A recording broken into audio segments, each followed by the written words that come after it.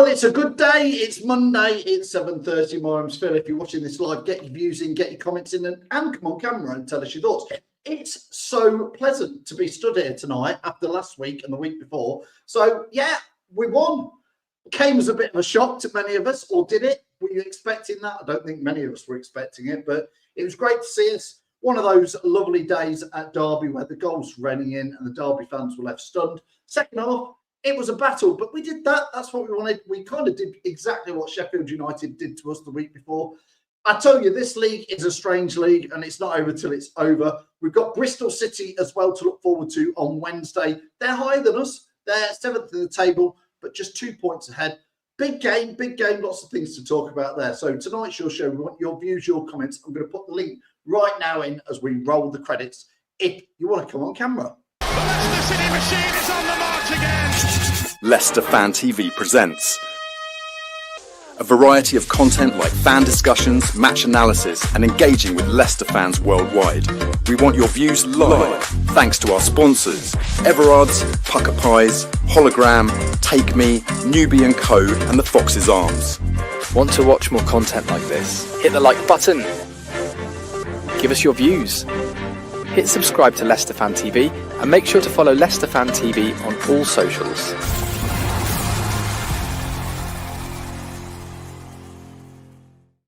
Yes, welcome to the show. Whatever you want to talk about the next 30 minutes is all for you to do. Thanks as ever to our sponsors over at Pucker Pies. And of course, you can follow us at Leicester Fan TV on all social medias. Now, let's get some comments in there. Craig says, good cup draw for away. Yes, we've just been drawn away to Cheltenham in the cup. After the last few years of cup things like Newport County, that I don't want to take anything for granted. That'll be an interesting one. Scooby now comes in and says, Leicester to win the league. Scooby, is that you in fancy dress dressed as a football? Nice fancy dress, if that's what it is. Alex, good evening to you. Craig, hope you're well. Clibo, click on the link, Clibo. Come and give us your views. Tell us what you think, or indeed anybody can do that.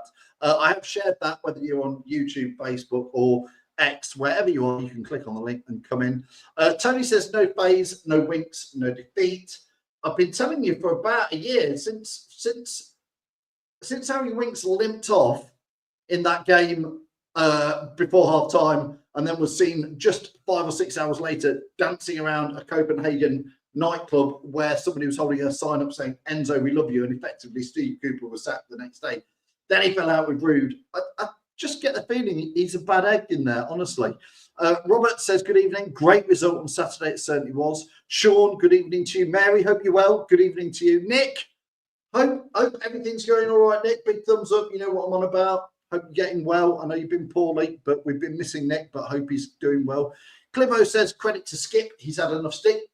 Absolutely. Who was your man of the match? That's one of our things to talk about today. Who was your man of the match in that game? Was it JJ or was it Skip? Got to be honest, was it Skip in there? Or was it JJ? So if you want to talk about who was the best player on Saturday, nice to be talking about who was the best player on Saturday for us. Bring this on. Andrew says, get Jordan James' name on that contract ASAP. Listen, I think he's our most determined player, the player with the most fight, the player we're all loving to see watch play. Takes you back. Who does JJ remind you of? I've got a couple of players in my mind. What ex-Leicester players does JJ remind you of a little bit? He seems to be our best player at the moment. Patrick says Cheltenham away in the FA Cup. Yep. Good draw, really, Patrick. Good draw. Sean says good result without Winks. Scooby says, what's your thoughts? I've been honest, Scooby, I've been saying it for quite a while. I don't like Winks' attitude. You've got to think, as far as we know, Ruud van Nistelrooy asked him and Vestergaard to stay over one night a week pre-match at the hotel at Seagrave. I would assume it's pretty nice down there in the hotel, but because they both live down south near London, so he asked that, and neither of them would do it. And I believe they still both commute. It just doesn't show to me that these sorts of players are really bought into the club as a whole. TJ, hope you're well. Curtis, again, good evening, good evening. Good evening from France, says Jordan. Can anybody beat France tonight? Let's have a little shout out to see where you're watching from. Put it in the comments in there. Craig says JJ was definitely his man of the match. Whereas Curtis is going, Skip was man of the match. I've not seen Skip play that well for a long time of you guys, if ever. And Michael says here, Luke Thomas had a good game. He certainly did in there. He certainly did. Curtis goes on to say, yes, Jordan James needs to sign in there. I asked you, who does Jordan James remind you of? Craig's gone for Is It. Now, Is It wasn't the name. I kind of know what you're saying. I don't quite see it as Is It. I think Is It was a more cultured passing footballer. So that's not who I was thinking of, but get your shouts in there. Reedy's watching. Jordan James had the time of his life. He can pass, he can score. Yeah, I'm not singing it. Kingy says, Clibbo, maybe Kingy. Again, that wasn't the name I got to mind, but I'm welcome to all these. Glenn says, not a lot to choose between Skip, Thomas and JJ. All had a great game. Now, don't forget, I'm going to share it one more time in here. If you want to click on the link, you can come on, tell us your views. Somebody who has clicked on is Jono. So I'm going to add Jono in as we keep going through as many of these comments as we can. Try and get as many up. Jono, good evening to you. Hope you're well. Evening, Phil. Yeah, it's nice to be talking about positivity. Absolutely. It's amazing what a 90 minutes performance actually does for the mood and does for the confidence. Yeah, and does for the change of direction in conversation. That we remember coming. I think I was on last Monday, and it was all doom and gloom, wasn't it? It's an amazing that just one result and seemingly a better performance does really. Yeah. Let's not get too carried away, is what I'd say, because very, very quickly, and in this show, Jono, we'll talk about Bristol City, where wheels could come up or things could go forward for us. Let's get a few comments in here. Nick says, as far as I'm concerned, Winks can go in January, along with Sumari, Faze. We look more spirited without them on Saturday. I think, Jono, and I am absolutely stirring the pot and making up all sorts of conspiracy theories. Something happened at half-time against Sheffield United, I think. They've come out and said that Winks was not in the squad for technical reasons, which I think John Percy's come out and said there has been training ground discussions and debates. It felt like the team that came out on Saturday, those that were picked and played, the JJs, Skips, Luke Thomases and that, came out with a real determination. Do you feel something has happened last week? I wouldn't be surprised at all. I think I saw a couple of comments you made reference to Fast having a black eye or something. I think you were talking about, and I wouldn't be surprised if something got heated, especially after that absolutely horror show that we saw the other week. 2-0 down, 3-0 down at half time, 2-0 after 4 minutes. I wouldn't be surprised at all. And and it doesn't surprise me either that the likes of Fass and Winks are involved. Both have got somewhat bit of history in terms of their behaviour and their the way that they carry themselves. Certainly Winks, I think you referenced the Enzo situation and the fact that he came off and then he was at a party with showing the sign and all of that. I think there were big red flags at that time, I think. And I think a few of us actually sort of said that on a few of the shows, that what's he doing? It's really not a good look at all. And that's continued, hasn't it? Let's be honest. I think so. I wouldn't be surprised at all. And I think him being left out is no coincidence. I think, I think it's fair to say, I mean, we've got enough evidence over the years to suggest that Winks is by far, he's a bad egg, frankly. Yeah, I think so, Jono. And him going in January, I'd welcome that. I think he probably should have gone in the summer, along with a few others that have been mentioned already as well. So I think the fact that we didn't do that business in the summer is where we are now. We did a lot of business, but we should have done a lot more. I asked about JJ, that he reminded me of a player, and I asked people to put in the comments. I'll read a few out, Jono, then I'm going to ask you the same question. Does JJ remind you of a previous Leicester player? Because I feel it's been a while since we've had this, but this is what some of the people have been saying in there. Let's get some in. Scooby says Neil Lennon. It actually was Neil Lennon I was thinking of, Scooby Buzz. I do feel like he was along those lines. Andrew also says Neil Lennon. You're on the same wavelength. But quite a few people were saying about either Savage, I feel he's a bit more cultured than Savage, but he was certainly. Yeah. I think Skip was getting in like Robbie Savage used to. Paul says Gary Parker. I think Gary Parker was, Paul, one of the best passers of the ball, and I don't think JJ is in Gary Parker's league at all in there. Simon saying Dewsbury Hall in there. Patrick, who's watched a lot of football, saying Leonard.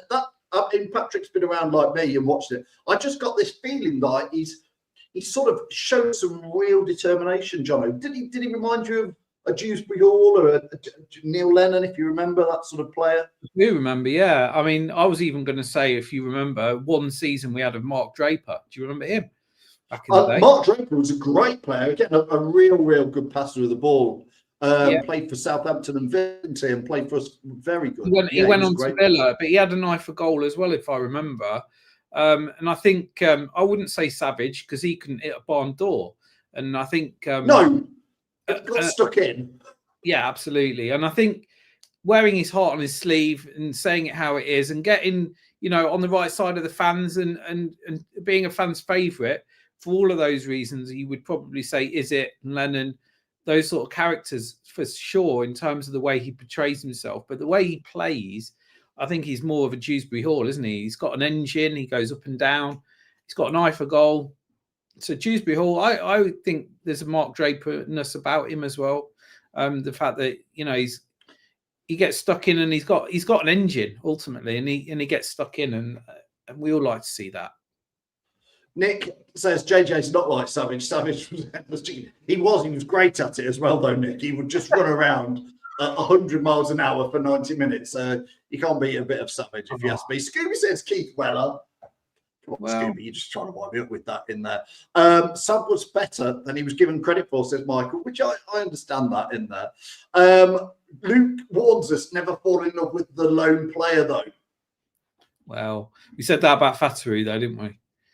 Yeah. And we've got an option to sign him, so we should have first dibs on him. I thought, just on JJ, and being honest, I thought he was on Radio Leicester with Owen last Thursday. Great interview. If you've not listened to it, do listen to it, because for 4 minutes and 45 seconds, he spoke brilliantly about what it's like to be in his position as a player, everything to do with JJ. And then he uttered those infamous words that, I'm paraphrasing, Jono, we're too good to go down. These players are Premier League quality. And it was like, oh, my God, here we go again.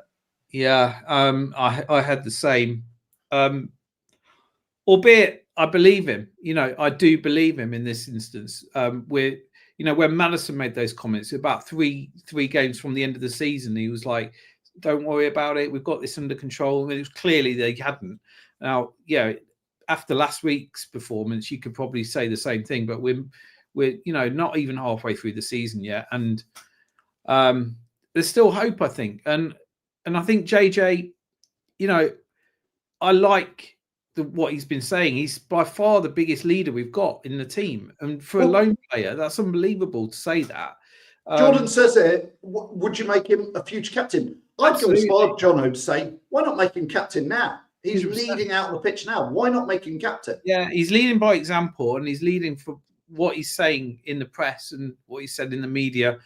All good things that all of us fans want to be hearing. The commitment and the passion, and frankly the confidence in his own ability to say, look, don't worry, we've got this covered, and it showed on Saturday that with a little bit of a different setup and a little bit of maybe a different way of playing, we are competitive in this league, and we have got the ability to be better than where we are.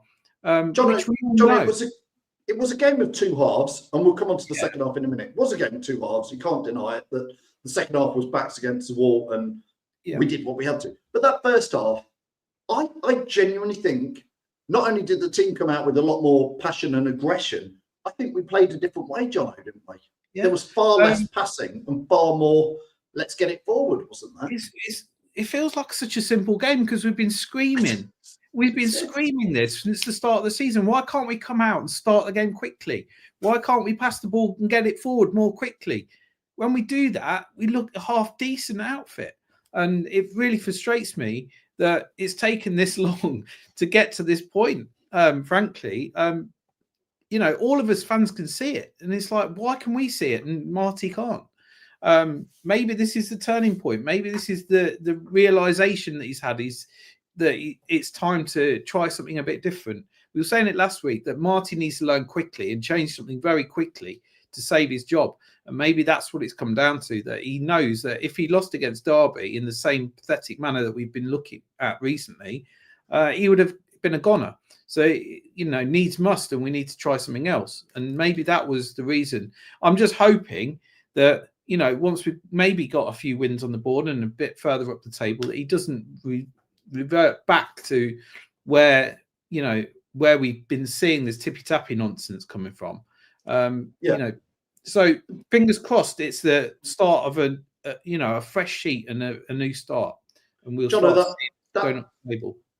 That first half, Skip, JJ, Luke Thomas, Stolicic, there was quite a lot of players. I think even Ricky Pitt, there was quite a lot of players had more than decent games in that first half, didn't they? For an attacking reason.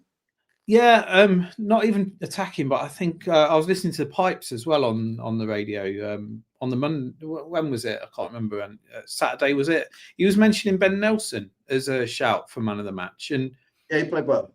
Quietly, he got about his business and put his head on everything. Certainly in the second half, he definitely earned his money. So that's a great shout. The fact that we haven't got liability fast at the back anymore, and we've got him.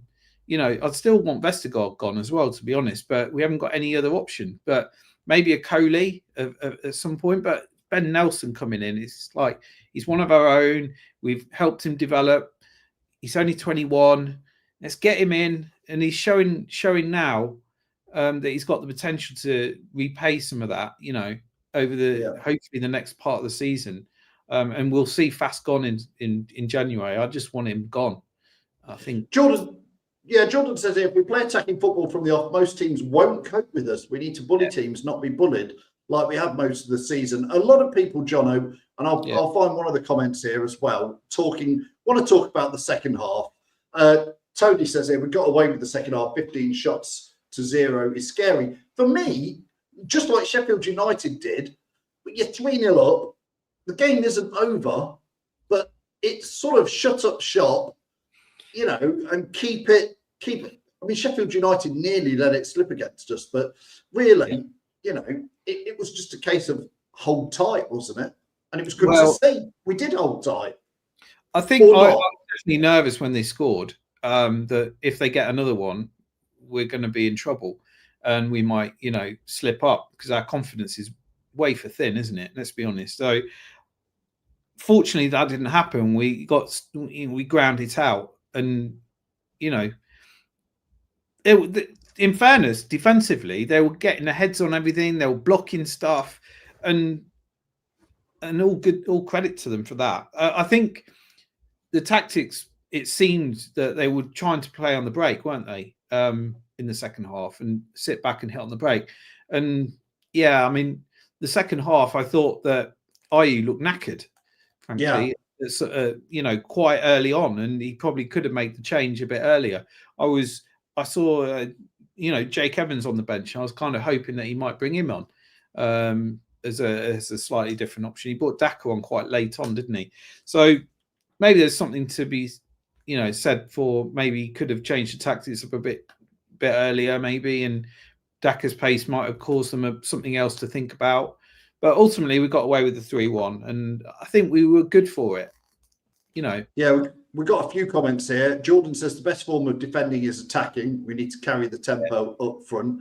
Nick says we defended well in the second half, but to be fair, the Sheep were woeful at finishing. I mean, they probably could have done it with some better finishing. Yeah. Tony says here, remember the 3-0 against Wolves at halftime way back? Yeah, what did that end up? Was it 3-0, Tony, or was it 4-3 to them? I can't quite remember. But here's something for you. Scooby asks this. Is Monga injured? Question marks. Again, I feel like I'm starting a rumour, which I'm not. But I wondered, Jono, just on Monga, I wonder if they feel like they've got a bid for him in January from somebody, and they might be considering selling him in January to bring in some money to spread around the club, and they're therefore not playing him, because he was very, very much the talk of the town in the summer, and he played quite a lot early doors. And I know that they've got to be careful with the young lad, but do you feel he might possibly be one of those who goes in January for, I don't know, 15, 20 million, which for somebody who's barely played would bring in some much earned money? And maybe I'm starting a rumour there, but I've got this feeling that something is maybe going to happen with him. Listen, if someone came in for 20 plus million for Mungo, I'd probably say yes. You've got to have it. Yeah, you've got to. However, are anyone going to come in for that sort of money for someone who's barely played any football? And let's be honest, has only really played well in a handful of games. No, I agree. And I'm not downing him, because I think that he is a quality. You know, he's got a lot of quality and a lot of potential, though. But I honestly think that anyone coming in for him is going to see, look, we've got quite a raw talent here, and we're going to need to spend 2 or 3 years developing him. There's no one to be picking him off for 20 million, because that sort of money is going to get you in a first team in a lower half of the Premier League. They're going to want 20 million. They're going to want someone to start, aren't they? If they were to do like a Jude Bellingham and it was one of the big clubs like a Real Madrid, they could afford 15, 20, 25 million and stick him in their development squad for 3, 4, 5 years, because if he turns out to be £100 million player, there's lots of ifs, but he'd be a steal at 15 or 20 million at this stage in there. Jordan says he's our future. I hope he is, but he might not be. Patrick says Monga came on against Sheffield United. He did, Patrick, but only for a short period in there. Nick says, I hope that's not the case, and we're not sending Monga. Listen, I've got no idea. I've got this feeling, wonder why he's not playing, Jono. Well, why can't we get rid of Winks for a couple of million, or even just write his contract off? Why can't we get rid of Fass and do the same thing? You know, I think I'd rather do that than be selling Munga. I think Munga has probably got a couple of years to develop, hasn't he? He's only 16, 17, isn't he? So yeah, you know, he's miles away from playing anywhere near Premier League level, I think. And I think so. So I really think it would be crazy if someone like Real Madrid came in. You're not going to stand in his way, are you? Let's be honest. No, that is what happened. I mean, I don't even know if that is really on the cards either. I mean, he is a talented lad, but there's an awful lot of talented lads out there. I think he should stick where he is and develop. And he's in a place where hopefully he's under a manager that will let him have some game time. And he's in a league where he's probably got enough talent to show what he's all about at this level. So I think he's in a good place. I think if I was him, I would be sticking and working hard and getting in the team. Because, you know, Mavadidi's done all right recently, but he's far from a shoo-in, I think, to start. And I think there's a good option there for him and Mavadidi to rotate. And I think that's where he should be concentrating rather than looking at big contracts in big clubs. I think get on with it and develop at this point. I think I'm talking about him over the whole of this season, why he hasn't featured quite as much as some of us thought he would be. But before we get too far into that, Jono, obviously the games come thick and fast. It's Bristol City on Wednesday. In 48 hours, you don't get much respite, which is good in some days, and in others you want to, you know, they're in 7th place, 2 points ahead of us. They've actually, the last 5 games, our form's slightly better than them. But again, it's not going to be easy going down to Bristol City, Jono. But you really want to back up that Derby win with at least a draw, don't we? Because after Bristol, it's straight into Ipswich on Saturday. What's your thoughts? Yeah. Well, you know, after Saturday, maybe it's just me being too kind of seesaw in terms of my emotions. I'm actually feeling quite confident against Bristol. If we can go out and do a similar thing, I can't see many of the teams in this league sort of living with us if we actually play to our potential and we actually come out and actually play to a decent level. I think that there's not many teams that are going to be better than us. I think we're not the best team in the league, but I think on our day, we're definitely in the top 6.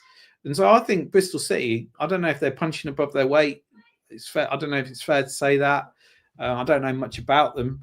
But they've been decent for a few years, Jono. They've been decent. Like Tony says here, when we went there with Enzo, they beat us 1-0. They have been decent for a good couple of years now. Yeah. I mean, this league is a weird one. Anyone can beat anyone, can't they? But I fancy us that if we can turn up and do a similar level of performance that we did against Derby, I think we've got enough to get points there. And I would hope that we could get 3 points. I think back up one win, one good performance, or certainly one half of. I think it was a good performance against Derby, regardless of the second half up against it. We came away with a good victory there. Let's back it up and let's have another good victory, and hopefully even a clean sheet. That would be even nicer. So I would say let's go there and try to get a sneaker win. I'm not saying bash them for for 3 or 4, but let's try to come away with a 2-1 or something, or 1-0. That would be nice. And then go into the Ipswich game, which I'm not so confident about, I'll be honest. I'll be back at the KP next week or on the weekend shouting them on, but Ipswich are a decent outfit, and I think they're one of the teams that we'd need to be playing at our top level to actually get something with. So I'm hoping 3 points tomorrow on Wednesday, with a view to maybe not getting any at the weekend.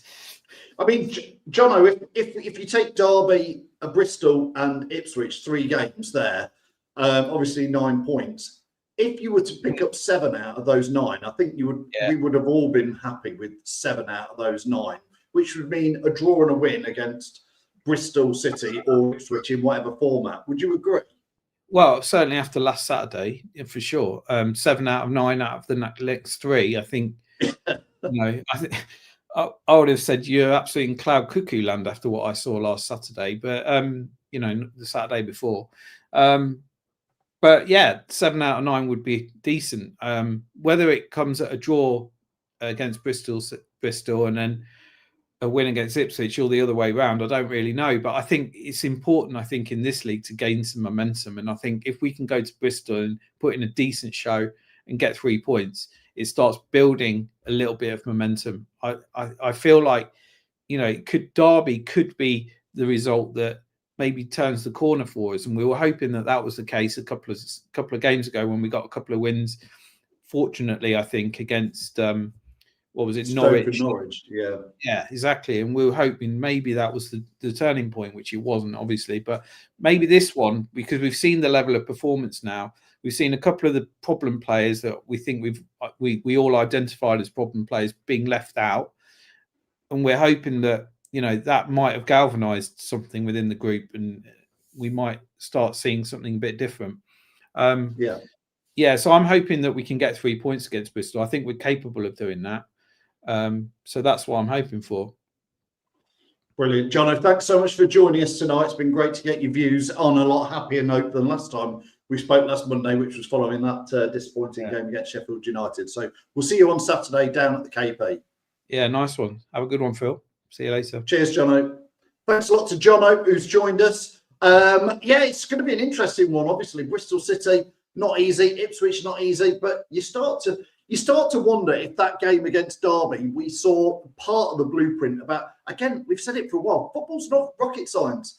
A little less tippy-tappy, a little bit more counter-attacking, a few more shots. It certainly worked in the first half. And second half, well, you watched Leicester have a bit of fight and a bit of grit and watch players out there look like they actually cared about the badge and the shirt.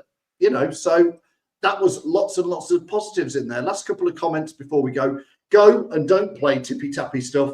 Go after them, says Terry. I agree, Terry. Let's try and with this sort of good player, if these players are, as Jordan James says, Premier League quality and they're great, should go to Bristol City and take it to them. Nick says if we play against Bristol and Ipswich the way we did against Derby, we can get a decent amount of points on the boards there. Lewis says same team and go there and hit them on the counter again. When we play on the counter, we're the best team in this division with our players in there. So many people saying that. If you want to get a quick score prediction, get them in there. Sean says here 1-0 to Leicester on Wednesday. Do you think we can keep a nil, Sean, though, if you're being honest about it? Craig says it's going to be 2-1 on Wednesday for a win for Leicester. Michael's saying a draw. Not the end of the world. If you win at Derby, draw at Bristol, pick up 3 points against Ipswich. Lots of ifs, but if you do, Michael, then a draw at Bristol City is more than decent. Jordan's going 1-1 here. And Lewis is saying, Brad, counter-attacking is our bread and butter. You have to remember it was 9-10 years ago now where we actually won the Premier League just playing counter-attacking football. Since then, we seem to have gone all around the houses. Maybe we're coming back to it. Anyway, last comment goes to Anne. Thank you, Anne, for this. First half was like watching us a few years ago. Got to do it again. I agree. Absolutely was. We didn't have that many shots, but they all went in, and that's what counts in the end. You can have 648 passes and 78% possession, but if you don't shoot and you don't score, what's the point? You might as well have far less possession, have far more excitement, have a go, and look what happens. You can do it. Listen, thanks everybody for joining us this week. There's loads more football. Obviously, we've got pre-match stuff on Wednesday for the Bristol City game. Then we've got Fox's Focus on Thursday, which will be looking back against Bristol City and looking forwards to Ipswich. Tactics talk before the game on Saturday. And of course, match reviews before, during and after the game, and the famous Aftermath show on Sunday at 7:30. Jamie won't be up for that. 9:30, the famous Aftermath show. Don't forget, you can follow us at Leicester Fan TV on all socials. If you can give this a like, if you can give it a share, if you can subscribe to Leicester Fan TV, we always thank you for that. And if not, we'll see you at the games. Cheers all. The Leicester City machine is on the march again. Leicester Fan TV presents a variety of content like fan discussions, match analysis, and engaging with Leicester fans worldwide. We want your views live, thanks to our sponsors, Everard's, Pucker Pies, Hologram, Take Me, Newbie & Co, and the Fox's Arms. Want to watch more content like this? Hit the like button. Give us your views. Hit subscribe to Leicester Fan TV and make sure to follow Leicester Fan TV on all socials.